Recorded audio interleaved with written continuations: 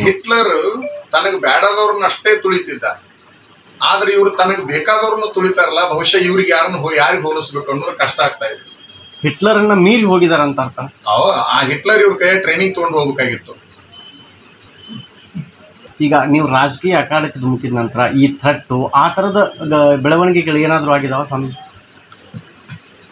ಆ ಥರದ ಬೆಳವಣಿಗೆಗಳನ್ನ ಮಾಡೋದ್ರ ಬದಲಿ ನಮ್ಮನ್ನು ಯಾವ ರೀತಿ ತೇಜೋವಧೆ ಮಾಡಬೇಕು ಅನ್ನುವಂಥ ಒಂದು ಪ್ರಯತ್ನಕ್ಕೆ ಅವರು ಕೈ ಹಾಕಿದ್ದಾರೆ.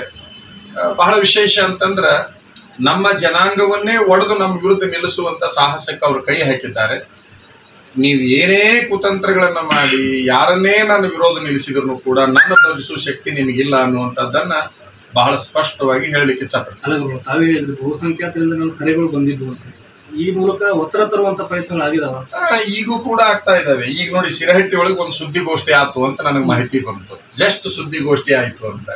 ನಾಮಿನೇಷನ್ ಫೈಲ್ ಮಾಡಬಾರ್ದು, ಮಾಡೋದಾದ್ರೆ ಪೀಠ ತ್ಯಾಗ ಮಾಡಬೇಕು ಅಂತ ಹೇಳಿ ಒಂದು ನಿರ್ಣಯ ತಗೊಂಡ್ರು ಅಂತ ಒಬ್ರು ಯಾರೋ ನನಗೆ ಫೋನ್ ಮಾಡಿದರು.